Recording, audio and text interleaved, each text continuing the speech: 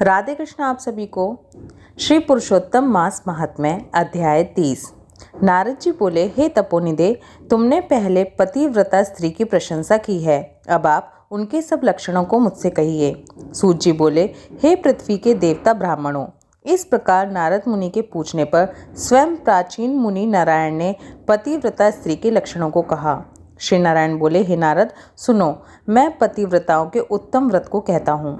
पति कुरूप हो, कुत्सित व्यवहार वाला हो या सुरूपवान हो, रोगी हो, पिशाच हो, क्रोधी हो, मद्यपान करने वाला हो, मूर्ख हो, मुख हो, अंधा हो, बधिर हो, भयंकर हो, दरिद्र हो, कुपण हो, निंदित हो, दीन हो, अन्य स्त्रियों में आसक्त हो, परंतु सती स्त्री सदा वाणी, शरीर, कर्म से पति को देवता के समान पूजना चाहिए। कभी भी स्त्री पति के साथ कठोर व्यवहार नहीं करे। बाला हो, युवती हो या वृद्धा हो, परंतु स्त्री स्वतंत्रता पूर्वक अपने घर में भी कुछ कार्यों को नहीं करे। अहंकार और काम क्रोध का सर्वदा त्याग कर पति के मन को सदा प्रसन्न करती रहे और दूसरे के मन को कभी भी प्रसन्न नहीं करे। जो स्त्री दूसरे पुरुष से कामना सहित देखी जाने पर, प्रिय वचनों से प्रलोभन देने पर या जन समुदाय में स्पर्श होने पर विकार को नहीं प्राप्त होती है, तो स्त्रियों के शरीर में जितने रोम होते हैं उतने 1000 वर्ष तक वह स्त्री स्वर्ग में वास करती है। दूसरे पुरुष के धन के लोभ देने पर जो स्त्री पर पुरुष का मन, वचन, कर्म से सेवन नहीं करती है, तो वह स्त्री लोक में भूषण और सती कही गई है। दूती के प्रार्थना करने पर भी, बलपूर्वक पकड़ी जाने पर भी, वस्त्र आभूषण आदि से आच्छादित होने पर भी जो स्त्री अन्य पुरुष की सेवा नहीं करती है, तो वह सती कही जाती है। जो दूसरे से देखी जाने पर नहीं देखती है और हंसाई जाने पर भी नहीं हंसती है, बात करने पर भी नहीं बोलती है, वह उत्तम लक्षण वाली पतिव्रता स्त्री है। रूप यौवन से युक्त और गाने नाचने में होशियार होने पर भी अपने अनुरूप पुरुष को देखकर विकार को नहीं प्राप्त होती है, वह स्त्री सती है। स्वरूपवान, जवान, मनोहर, कामिनियों का प्रिय ऐसे पर पुरुष के मिलने पर भी जो स्त्री इच्छा नहीं करती, वह महासती कही गई है। पतिव्रताओं को पति के सिवाय दूसरा देवता, मनुष्य, गंधर्व भी प्रिय नहीं होता, इसलिए स्त्री अपने पति का अप्रिय कभी नहीं करे। जो पति के भोजन करने पर भोजन करती है, दुखित होने पर दुखी होती है, प्रसन्न होने पर प्रसन्न होती है, परदेश जाने पर मैला वस्त्र पहनती है, जो पति के सो जाने पर सोती है, पति के पहले जागती है, जो दूसरे को चित्त से नहीं चाहती है, वह पतिव्रता स्त्री है। सास ससुर में भक्ति करती है और विशेष करके पति में भक्ति करती है।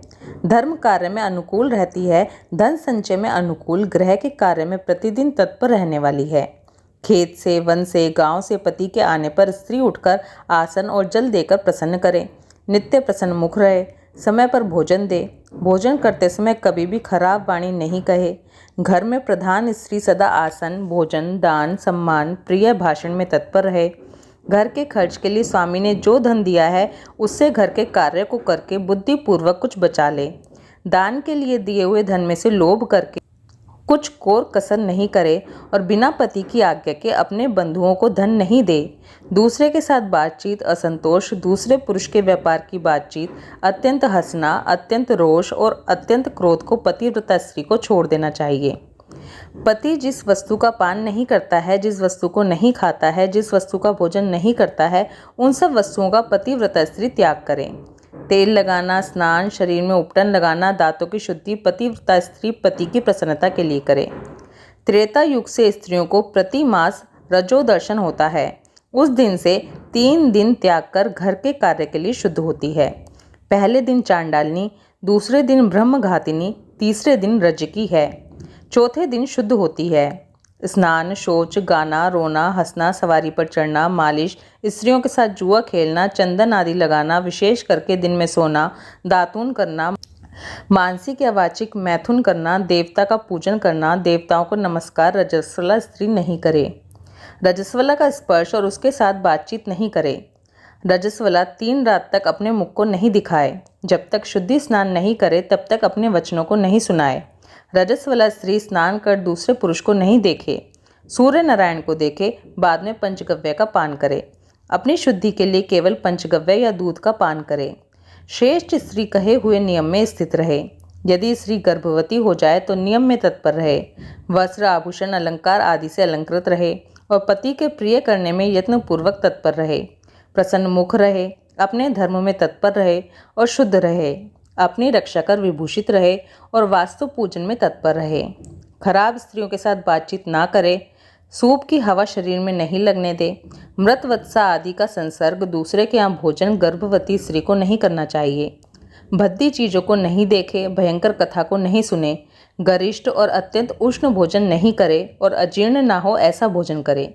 इस विधि से रहने पर पतिव्रता स्त्री श्रेष्ठ पुत्र को प्राप्त करती है, अन्यथा गर्भ गिर जाए या स्तंभन हो जाए। अपने गुणों से हीन दूसरी सौतन की निंदा नहीं करे। ईर्ष्या राग से होने वाले मत्सरता आदि के होने पर भी सौतन स्त्री परस्पर में अप्रिय वचन नहीं कहे, दूसरे के नाम का गान ना करे और दूसरे की प्रशंसा नहीं करे। पति से दूर वास नहीं करे किंतु पति के समीप में वास करे और पति के कहे हुए स्थान में पृथ्वी पर पति के सामने मुख करके वास करे। स्वतंत्रता पूर्वक दिशाओं को ना देखे और दूसरे पुरुष को नहीं देखे। विलास पूर्वक पति के मुख कमल को देखे। पति से कही जाने वाली कथा को आदर पूर्वक स्त्री सुने। पति के भाषण के समय स्वयं स्त्री बातचीत नहीं करे। रति में उत्कंठा वाली स्त्री पति के बुलाने पर शीघ्र रति स्थान को जाए। पति के उत्साह पूर्वक गाने के समय स्त्री प्रसन्नचित्त से श्रवण करे। गाते हुए पति को देखकर स्त्री आनंद में मग्न हो जाए। पति के समीप चंचल चित्त से व्याकुल हो नहीं बैठे। कलह के योग्य होने पर भी पति के साथ स्त्री कलह नहीं करे। पति से भर्त्सित होने पर, निंदा की जाने पर, ताड़ित होने पर भी पतिव्रता स्त्री दुखित होने पर भी भय छोड़कर पति को कंठ से लगाए। ऊंचे स्वर से रोदन ना करे और पति को कोसे नहीं। स्त्री अपने घर से बाहर भागकर ना जाए। यदि बंधुओं के यहाँ उत्सव आदि में जाए तो पति की आज्ञा को लेकर और रक्षक से रहित होकर जाए और वहाँ अधिक समय तक वास ना करे। पतिव्रता स्त्री अपने घर को लौट जाए। पति के विदेश यात्रा के समय अमंगल वचन को ना बोले, निषेध वचन से मना ना करे और उस समय रोदन ना करे। पति के देशांतर जाने पर नित्य उपटन ना लगाए और जीवन रक्षा के लिए स्त्री निंदित कर्म को ना करे। ससुर सास के पास शयन करे, अन्यत्र शयन ना करे और प्रतिदिन प्रयत्न पूर्वक पति के समाचार की खोज लेती रहे। पति के कल्याण समाचार मिलने के लिए दूत को भेजे और प्रसिद्ध देवताओं के समीप मांगलिक याचना करे। पति के परदेश जाने पर पतिव्रता इस प्रकार के कार्य को करे। अंगों को ना धोना, मलिन वस्त्र को धारण करना, तिलक ना लगाना, आंजन ना लगाना, सुगंधित पदार्थ माला आदि का त्याग, नख बाल का संस्कार ना करना, दांतों में मिश्रों आदि नहीं लगाना, ऊंचे स्वर से हंसना, दूसरे से हंसी, दूसरे की चाल व्यवहार का विशेष रूप से चिंतन करना, स्वच्छंद भ्रमण करना, दूसरे पुरुष के अंगों का मर्दन करना, एक वस्त्र से घूमना, लज्जा रहित होकर चलना इत्यादि दोष स्त्रियों को अत्यंत दुख देने वाले कहे गए हैं।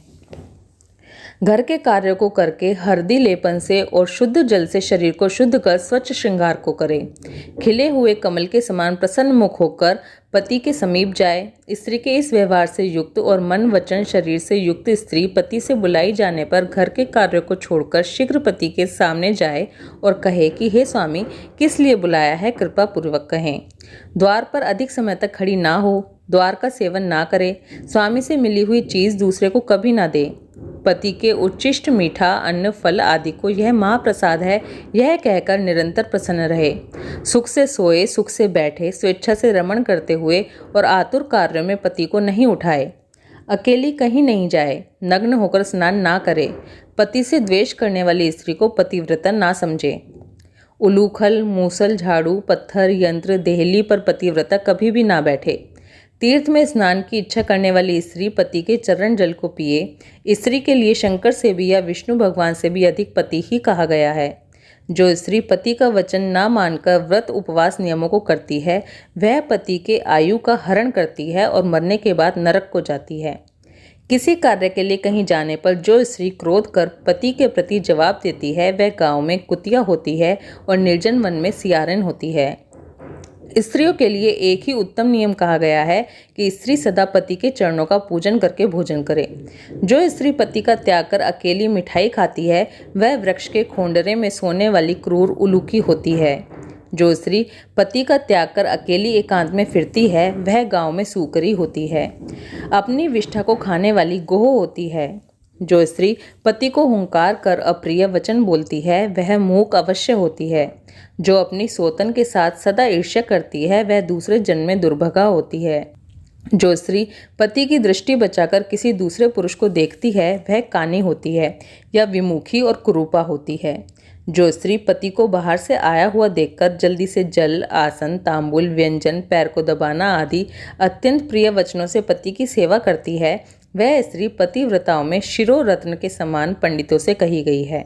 पति देवता है, पति गुरु है, पति धर्म तीर्थ व्रत है, इसलिए सबका त्याग कर एक पति का ही पूजन करें। जिस तरह जीव से हीन देह क्षण भर में अशुचि हो जाता है, उसी प्रकार पति से हीन स्त्री अच्छी तरह स्नान करने पर भी सदा अपवित्र है। सब अमंगल वस्तुओं की अपेक्षा विधवा स्त्री अत्यंत अमंगल है। विधवा स्त्री के दर्शन से कभी भी कार्य सिद्धि नहीं होती। आशीर्वाद को देने वाली एक माता को छोड़कर दूसरी स्त्री के आशीर्वाद को भी सर्प के समान त्याग दे। ब्राह्मण लोग विवाह के समय कन्या से इस प्रकार कहलाते हैं कि पति के जीवित तथा मृत दशा में सहचारिणी हो, इसलिए अपनी छाया के समान पति का अनुगमन करना चाहिए।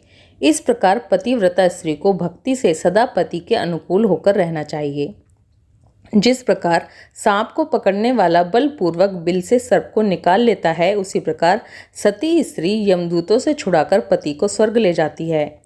यमराज के दूत दूर से ही पतिव्रता स्त्री को देखकर पाप कर्म करने वाले भी उसके पतित पति को छोड़कर भाग जाते हैं। जितनी अपने शरीर में रोम की संख्या है उतने 10 कोटि वर्ष पर्यंत पतिव्रता स्त्री पति के साथ रमण करती हुई स्वर्ग सुख को भोगती है। दुष्ट व्यवहार वाली स्त्रियां शील का नाश कर दोनों कुलों को डुबो देती हैं और इस लोक में तथा परलोक में दुखित रहती हैं। यदि दैववश पति के पीछे पति का अनुगमन नहीं करती हैं तो उस दशा में भी शील की रक्षा करनी चाहिए, क्योंकि शील को तोड़ने से नरक गामिनी होती है। स्त्री दोष से पिता और पति स्वर्ग से गिर जाते हैं। श्री नारायण बोले, लोकों में तथा देवताओं में पति के समान कोई देवता नहीं है। जब पति प्रसन्न होते हैं तो समस्त मनोरथों को प्राप्त करती है। यदि पति कुपित होते हैं तो समस्त कामनाएं नष्ट हो जाती हैं। उस पति से संतान, विविध प्रकार के भोग, शय्या, आसन, अद्भुत प्रकार के भोजन, वस्त्र, माला, सुगंधित पदार्थ और इस लोक तथा स्वर्ग लोक में विविध प्रकार के यश मिलते हैं। श्री पुरुषोत्तम मास महात्म्य अध्याय 30 समाप्त। ओम नमो भगवते वासुदेवाय। राधे कृष्णा।